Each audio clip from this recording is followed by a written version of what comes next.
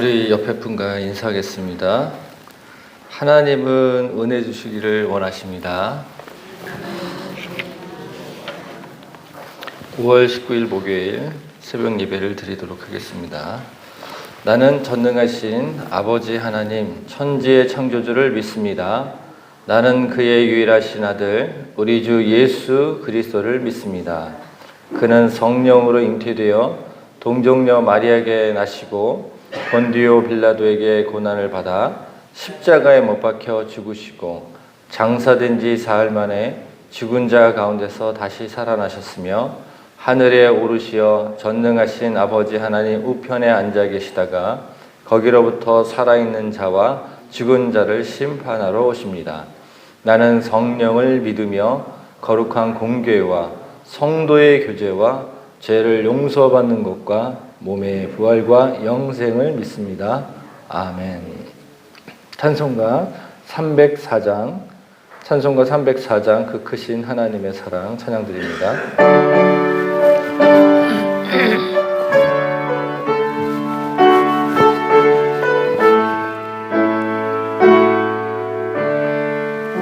그 크신 하나님의 사랑 말로 다 형용 못하네. 저 높고 높은 별을 넘어 이 낮고 낮은 땅 위에 죄범한 영혼 구하려 그 아들 보내사 화목제물 삼으시고 죄 용서하셨네. 하나님 크신 사랑은 중량다 못하네. 영원히 변치 않는 사랑 성도여 찬양하세. 괴로운 시절 지나가고 땅 위에 영화세할 때 주 믿지 않던 영혼들은 큰 소리 외쳐 울어도 주 믿는 성도들에게 큰 사랑 베푸사 우리의 죄 사했으니 그 은혜 잊을까.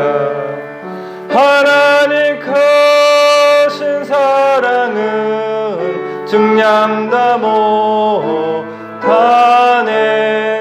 영원히 변치 않는 사랑 성도여 찬양하세.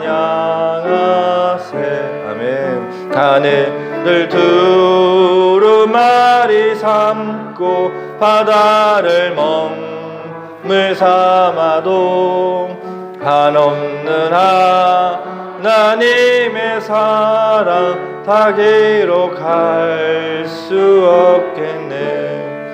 하나님의 크신 사랑 그 어찌 닿았을까. 저 하늘 높이 차도 채우지 못하리. 하나님 크신 사랑은 증량다 못하네. 영원히 변치 않는 사랑 성도여 찬양. 하나님 크신 사랑은 하나님 크신 사랑은 증량다 못하네. 영원히 변치 않는 사랑 성도여 찬양하세. 아멘. 하나님 아버지, 오늘도 당신으로부터 오는 하나님의 그 크신 사랑을 바라봅니다. 주여, 우리에게 그 사랑을 다시 한번 발견할 수 있고 그 은혜를 발견할 수 있는 이 아침의 새벽 예배가 되도록 성령이시여 운행하여 주시옵소서. 그로 말미암아 우리가 마음에 참된 평안을 갖고 정말 마지막 때를 살아가는 이 험악한 세상 속에서 주님께서 우리에게 주신 그 정체성을 갖고 빛과 소금의 역할을 온전히 감당하는 오늘과 내일이 되게 인도하여 주시옵소서. 그렇게 인도하실 우리 주 예수 그리스도 이름으로 기도드렸습니다. 아멘. 이제 창세기가 끝나고 출애굽기로 넘어갑니다. 출애굽기 1장 1절에서부터 14절까지 보겠습니다. 출애굽기 1장 1절에서 14절까지 말씀입니다. 야곱과 함께 각각 자기 가족을 데리고 애굽에 이른 이스라엘 아들들의 이름은 이러하니 이사갈과 스불론과 베냐민과 야곱의 허리에서 나온 사람 모두 70이요 요셉은 애굽에 있었더라. 이스라엘 자손은 생육하고 불어나 번성하고 매우 강하여 온 땅에 가득하게 되었더라. 그가 그 백성에게 이르되 이 백성 이스라엘 자손이 우리보다 많고 강하도다.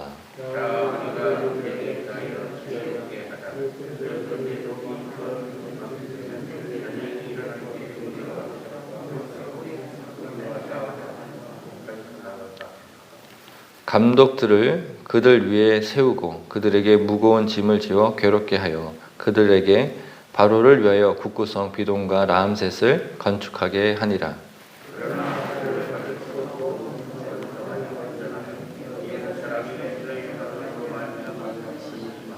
같이 읽겠습니다. 이스라엘 자손에게 이를 엄하게 시켜 어려운 노동으로 그들의 생활과 괴롭게 하니 곧 흙이기와 벽돌 굽기와 농소의 여러 가지 일이라. 그 시키는 일이 모두 엄하였더라. 아멘. 창세기의 시작은 어떻게 시작이 되냐면 베레시트라는 말로 시작이 돼요. 베레시트요.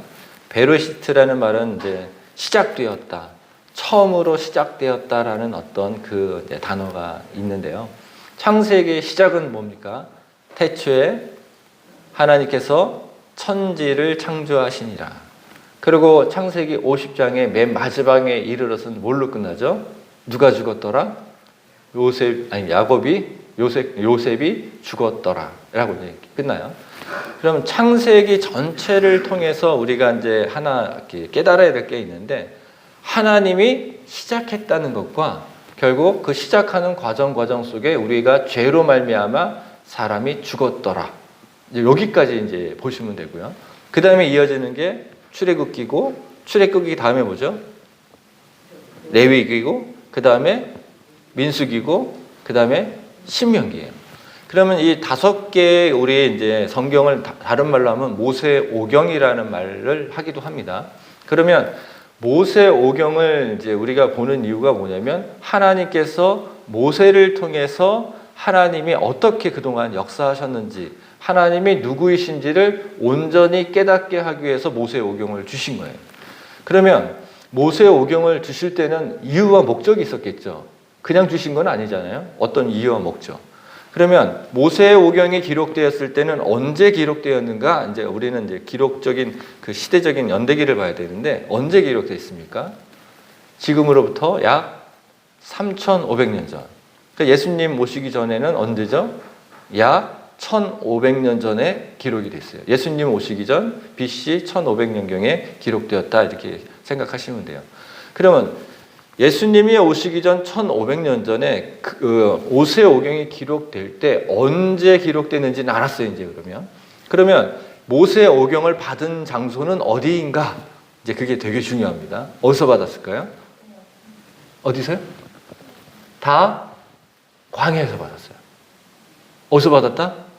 광야에서 받았다는 거예요. 광야에서 받았는데 광야에 지금 누가 있냐면은 약 남자의 수만 몇 명? 약 60만 명. 그러니까 여자 남자 다 애들까지 다 합치면 약 많게 보면 약 250만 명의 지금 큰 나라를 이룰 수 있는 그런 민족이 지금 형성이 된 거예요. 근데 이 형성이 된 이 민족을 하나님은 다른 말로 부르셨어요. 뭐라냐면 이스라엘이다라고 해서 아직 땅도 없는데 그들을 뭐라고 불렀냐면 나라의 이름인 하나님의 나라의 이름인 이스라엘 이렇게 불렀습니다. 그런데 이 이스라엘 백성들에게 이 모세오경을 주셨는데 어디서 받았냐면 광야에서 받았다는 게 되게 큰 메시지가 있습니다. 뭐냐면 사람이 살아가는데 세 가지가 되게 중요한 역할을 하는데요. 첫째는 뭐냐면 정체성입니다. 따라해보세요. 정체성이 되게 중요해요. 나는 누구인가라는 질문을 했을 때 이게 답을 못하면 이게 되게 힘든 부분이 있어요. 두 번째는 뭐냐면 우리가 알고 있는 것처럼 가치관 따라해보세요. 시작. 가치관. 그 다음에 세 번째는 뭐냐면 세계관입니다. 따라해보세요. 시작. 세계관. 정체성과 가치관과 이 세계관이 흔들리면요. 사람은요. 대부분이 다 우울증이 옵니다. 지금 시대적인 우울증이 되게 많이 와 있잖아요. 그런데 그 시대적인 우울증에서 가장 뭘 흔들어대냐면 가치관을 흔들어대고 그 다음에 세계관을 흔들어대면서 자기 정체성까지도 뿌리를 뽑아버려요. 그러다 보니까 내가 누군지 모르는 거예요. 내가 누군지 모르니까 자꾸 우울해지고 그 다음에 뭐예요? 우울감도 들고 그 다음에 정신적으로 자꾸 이상해지고 그러다 보니까 뭐예요? 사단의 어떤 유혹에 못 이겨서 자살을 하는 경우가 많잖아요. 그래서 제가 어제 오늘 설교를 위해서 다시 한번 확인해 본 게 있어요. 우리나라가 OECD 국가 중에서 과학뿐만 아니라 경제 성장률 이런 걸 봤을 때 몇 위가 됐을까요? 우리나라가 3위입니다. 3위. 전 세계에서 3위. 굉장한 나라죠. 그런데 자살률을 다시 한번 확인해 봤는데 자살률은 몇일까요? 1위야. 그러면 이게 말이 안 맞잖아요. 경제 성장률은 3위 정도 되면 전 세계의 그 많은 나라 중에서 되게 하이 랭킹에 있는데 부끄러운 일이 하나 있는데 그게 뭐냐면 경제 성장률 비해 자살률이 높다는 것은 어떤 의미를 하냐면 행복도가 그만큼 받쳐주지 않는다는 의미를 갖고 있어요.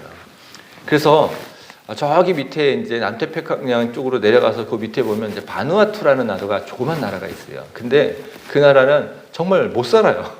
못 사는데 그럼에도 불구하고 전 세계에서 만족도가 1위. 국민이 자기의 그 만족도가 1위입니다. 그래서 확인을 해보니 또 뭐가 확인이 되냐면 그들이 정체성, 가치관, 이 세계관에 대해서 상당히 뭐합니까? 되게 만족도를 느끼고 있는 거예요. 그러니까 잘 살고 못 살고가 행복의 지수가 아니라 내가 어떠한 정체성을 갖고 있고 가치관을 갖고 세계관을 갖고 있느냐 이게 되게 중요한 역할을 한다는 거죠. 그러면 광야에서 지금 이 말씀을 받았는데 광야에서 이제 오늘 시작된 게 출애굽기예요. 출애굽기에서 가장 이야기하고 싶은 메시지가 있어요. 뭐냐면 어떤 거냐? 오늘 출애굽기 첫 시작이 뭐라고 되어 있죠? 야곱과 함께 각각 자기 가족을 데리고 애굽에 이른 이스라엘 아들들의 이름은 이러하니. 누가 그로 들어갔다? 야곱의 일가 모두가 어디로 들어갔다? 애굽으로 들어갔다. 그러니까 애굽한 거예요. 그렇죠? 애굽에 들어간 때가 뭐다? 그런데 누가 들어갔다? 하나님이 불러낸 사람들만 들어갔다는 거예요. 어디 있다가? 가나안 땅에 기근이 있는 그 상황에서 하나님이 70명의 사람을 불러낸 사람만 글로 들어갔더라. 그럼 여기서 이제 정체성이 나옵니다. 어떤 정체성이 나오냐면 나는 누구다? 하나님이 불러내어서 이 기근을 피하게 한 민족이다. 민족의 시작이 되었다. 그 얘기를 하는 거예요. 그 베레시트가 뭐냐면 하나님이 불러낸 사람들에 의해서 시작되었다. 그러면 나는 어떤 존재죠? 선민사장을 가질 필요가 있다는 거죠. 우리와 함께 저와 여러분이 함께 생각해야 될 부분은 뭐냐면 저와 여러분을 누가 불러내셨다? 하나님이 불러내셨다는 거예요. 하나님이 불러내셨으니까 하나님의 자녀라는 정체성을 가지시기 바랍니다. 이 정체성이 흔들리면 뭐가 되는 거예요? 아까처럼 우리나라의 자살률이 있을 수도 있다는 거죠. 우리 이 교회 공동체 안에서도. 근데 우리는 되게 중요한 정체성을 하나 주셨어요. 뭐냐면 하나님이 불러낸 민족처럼 하나님이 불러낸 하나님의 자녀 되심을 믿으시기 바랍니다. 이 정체성이 흔들리지 말아야 돼요. 자, 그런데 이들에게 누굴 불러냈나 봤더니 루벤과 시몬과 해서 요셉의 아들들을 불러냈다. 그리고 함께 있었던 그 모든 사람들 70인의 이민을 불러냈다. 그런데 6절입니다. 요셉과 그의 모든 형제와 그대의 사람들은 다 죽었고, 그러고 나서 7절에 뭐라고 되어 있습니까? 이스라엘 자손은 생육하고 불어나 번성하고 매우 강하여 온 땅에 가득하게 되었다. 성경을 읽으면 1세대들은 다 죽고 그 다음 세대들에 의해서 뭐가 번성해졌다? 그 수가 많아졌다. 이렇게 되어 있어요. 그러면 7절이 굳이 거기 딱 기록되어 있는 이유는 뭐냐면 하나님이 누구에게 약속한 걸 이루시는 거죠? 아브라함에게 약속한 것을 이루시는 거예요. 불러냈는데 뭔가에 대한 결과는 하나님이 역사하신 결과를 얻었다.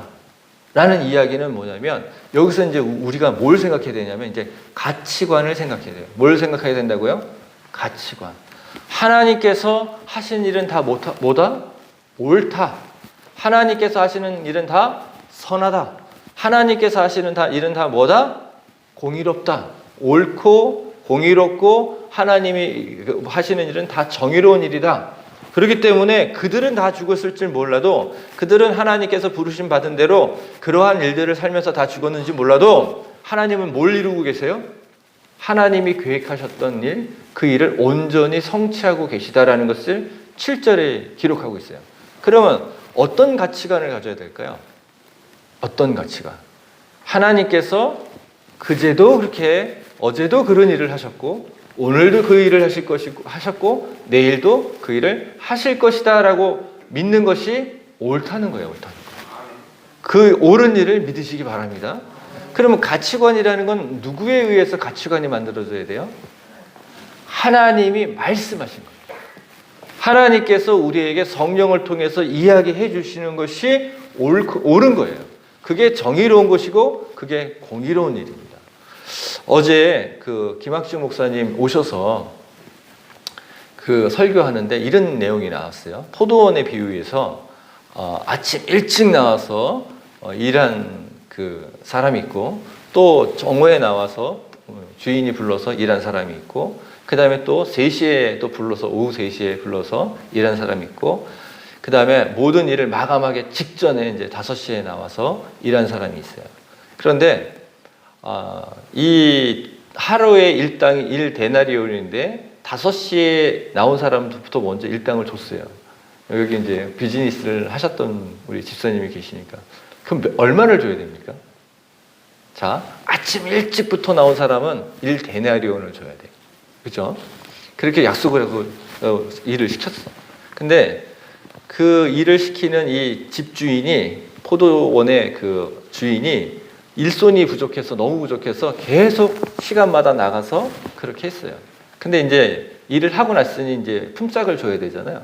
품삯을 줘야 되니까 5시에서부터 일한 사람은 얼마를 줘야 될까요? 1시간 일했으니까 1시간만큼 줘야 되나요? 근데 주인은 그러지 않았어요. 포도원의 주인은 뭐냐면 1데나리온을 줬어요. 그리고 보냈어. 그 다음에 3시에 나온 사람들, 그 사람들은 이제 기대를 할 수 있잖아요. 왜냐면 내가 그보다 더 많이 일을 했으니까. 근데 또 얼마를 줬어요? 또 1데나리온을 줬어. 그리고 12시도 마찬가지고 9시도 마찬가지고 그리고 이제 맨 마지막에 아침 일찍부터 나와서 이랬던 사람에게는 그 사람들은 기대감을 가질 수 있어. 나머지 사람들은 시간을 못 채웠다 하더라도 뭐합니까? 자기는 일찍 나와서 일을 했기 때문에 뭐합니까? 얼마를 받기를 원했을까요? 적어도 나는 이 데나리온 정도는 받겠지라고 생각했는데 포도원의 주인은 1데나리온만 주고 보냈어요. 보냈는데 이제 이 사람들이 불평불만을 할 수 있다는 거죠. 왜 우리는 그렇게 했는데? 그러면 누구의 관점에서 불만을 했을까요? 사람의 관점인 겁니다. 그리고 또 뭐합니까? 내가 저 사람보단 더 많이 일했는데, 내가 저보다 더 많은 것들을 처음부터 시작을 했는데, 그러니까 이게 모든 관점이 어디로서부터? 사람의 관점일 때는 불평불만이 나올 수 있다는 거예요. 약속된 금액을 받았음에도 불구하고. 근데 하나님의 관점에서 뭐합니까? 모두에게 다 하루하루 살아갈 수 있는 그 모든 돈을 주고 싶었던 거예요. 그러면 하나님은 항상 어떠시다? 선하시다. 하나님은 항상 어떠시다? 공의로우시다. 하나님은 항상 어떻다? 정의롭다. 그렇다면 우리는 이제 가치관을 다시 한번 생각해 보겠습니다. 우리는 누구의 기준으로 가치관을 항상 생각을 해야 됩니까? 사람의 기준이 아니라는 거예요. 누구의 기준으로? 하나님의 기준으로 생각하는 거예요. 그러니까 이 가치관이라는 부분을 7절에 기록되어 있는 것처럼 보면은 애굽에 가서 지금 이제 노역 생활을 하기 시작하거든요. 좀 바로 뒤에서.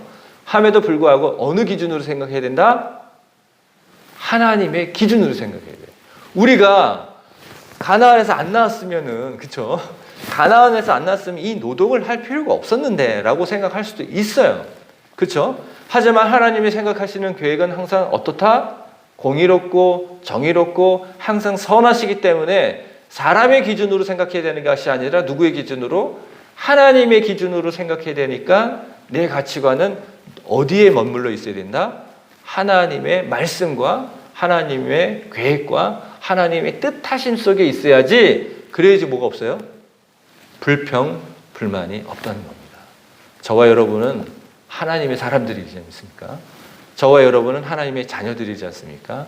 그러다 보니 우리가 여러 가지 일들을 해요. 사역을 하다 보면 여러 가지 일들이 생겨요. 하지만 우리 입에서 나오지 말아야 될 일이 뭐예요? 뭐예요? 불평불만을 하지 마시기 바랍니다. 이런 축복을 받으시기 바랍니다. 자, 그 다음 게 보겠습니다. 8절입니다.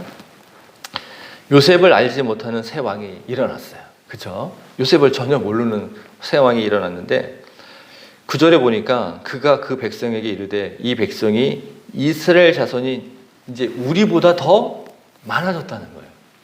자, 하나님이 일하시는 것 중에서 똑같은 지역에 살아요. 그렇죠? 똑같은 지역에 살았는데 70명밖에 안 나온 이 민족이 원래인 본토 사람들보다 훨씬 많은 사람이 됐다. 그럼 하나님이 뭘 지켜주신 걸까요? 이스라엘 백성들의 자손들은 나면 안 죽어. 하나님이 정하신 연수대로 사는 거예요. 그러다 보니까 애굽의 사람들은 뭐예요? 잘 죽어. 그렇죠? 옛날에는 그 의료가 많이 발달되지 않았으니까. 그럼에도 불구하고 이스라엘 백성들은 다 살아가는 거예요. 자손들이 다 살아가. 그러니까 수가 많아져요. 그러다 보니까 뭐예요? 이스라엘 자손이 우리보다 많고 강하다. 그래서 자, 우리가 그들에게 지혜롭게 하자. 그들의 이 지혜는 세상의 지혜입니다. 근데 이 지혜를 만드는 것이 뭡니까? 두려움에서 만들어냈대요. 세상의 지혜는 내가 내 것을 빼앗길까 봐 만들어내는 지혜예요. 저희가 신앙생활을 하면서요, 믿음 생활을 하면서 제일 경계해야 되는 게 뭐냐면 내 것을 빼앗길까 봐 만들어내는 지혜는요, 잘 생각해 보세요. 그게 하나님으로부터 왔는지 내가 세상 사람처럼 살려고 하는 건지. 우리가 받은 재산 잘 지켜야 되죠.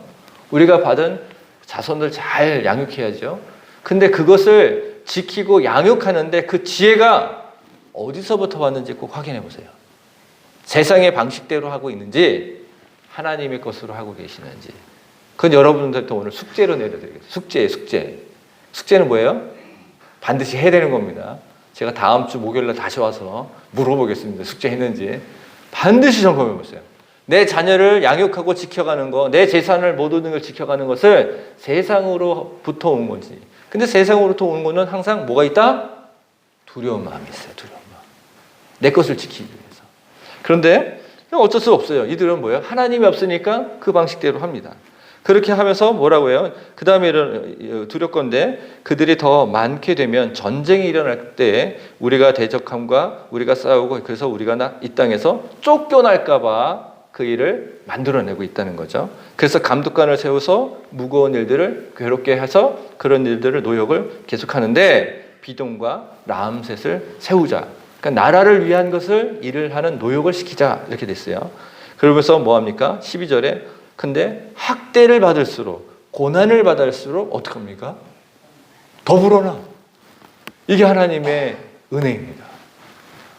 시간이 지나가서 광야에서 이 말씀을 듣고 보니 우리는 뭐예요?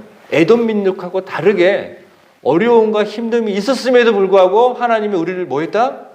지켜주셨다. 지켜주셨으니까 이게 뭐죠?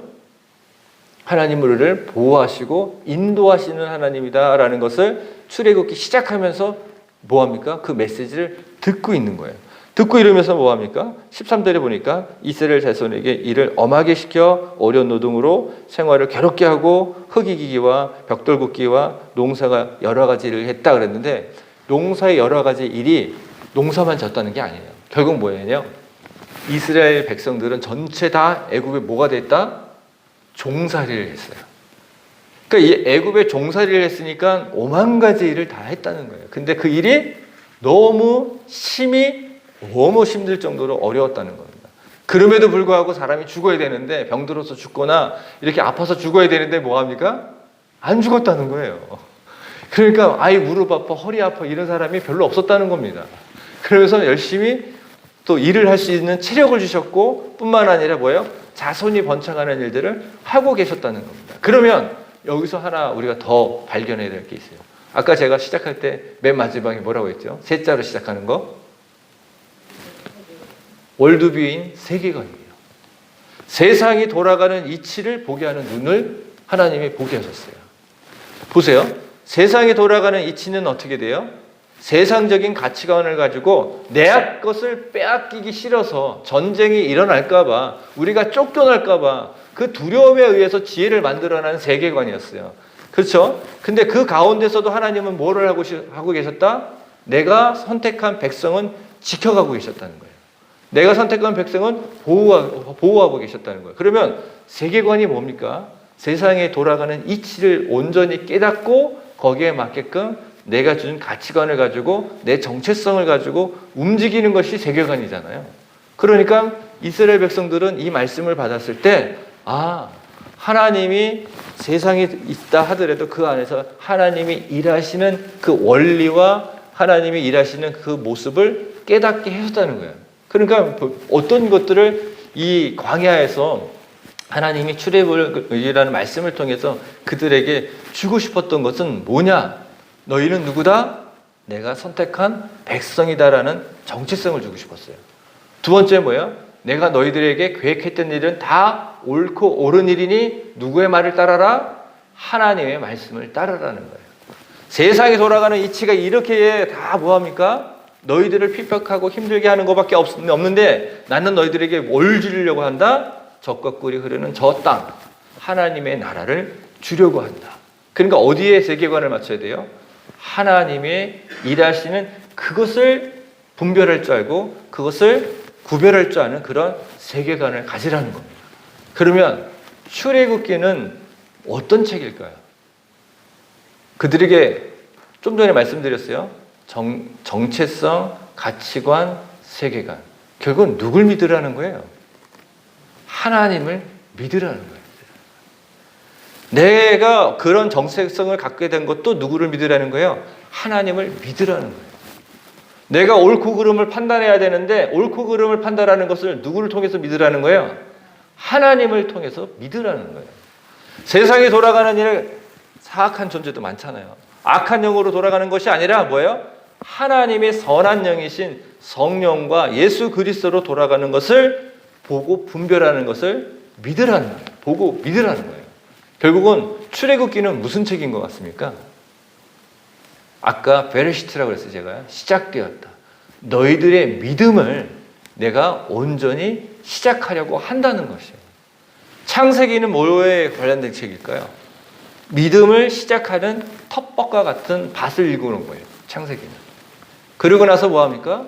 출애굽기는 이제 온전한 믿음을 가질 수 있는 정체성과 가치관과 세계관을 형성해 주려는 거예요. 누가? 우리를 구원하신 예수 그리스도께서, 하나님께서 그 일을 이루시는 것을 믿으시기 바랍니다. 자, 오늘 본문을 통해서 우리가 메시지 3가지를 받았어요. 첫째, 뭐합니까? 나를 불러내신 그 하나님, 그 정체성을 만들어주신 하나님을 믿으시기 바랍니다.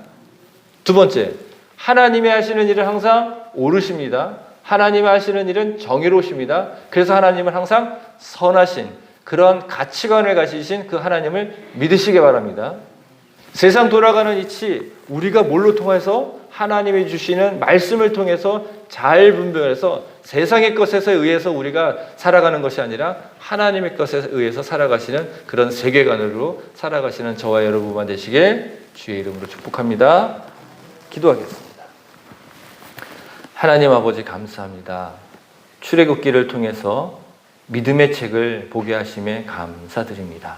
하나님, 예수 그리스도로 우리가 새롭게 거듭나서 하나님의 자녀가 되고 성령을 선물로 받아 살아가는 그러한 새로운 삶을 시작할 수 있는 그런 정체성을 주셔서 감사드립니다. 우리에게 하나님의 생명의 말씀 66권이 있는데 성령으로 말씀을 읽을 때마다 주님이 즐겨 하시는 그 가치관을 보고 배우게 하여 주시옵소서. 그래서 세상에 돌아가는 일, 마지막 때에 돌아가는 일들을 말씀으로 분별하여 하나님, 세상에서 돌아가는 그런 세계관으로 살아가는 것이 아니라 하나님이 주시는 그런 세계관으로 하늘의 것을 이 땅에서 이루어가며 하나님의 나라를 확장하며 하나님의 임재를 경험하는 우리 모두가 되게 하나님의 복을 내려 주시옵소서. 감사드리며 예수 그리스도 이름으로 기도드렸습니다. 아멘. 하늘에 계신 우리 아버지, 아버지의 이름을 거룩하게 하시며 아버지의 나라가 오게 하시며 아버지의 뜻이 하늘에서와 같이 땅에서도 이루어지게 하소서. 오늘 우리에게 이러할 양식을 주시고 우리가 우리에게 잘못한 사람을 용서해 준 것 같이 우리 죄를 용서하여 주시고 우리를 시험에 빠지지 않게 하시고 악에서 구하소서. 나라와 권능과 영광이 영원히 아버지의 것입니다. 아멘. 오늘도 기도 제목 2가지를 드리겠습니다. 첫 번째,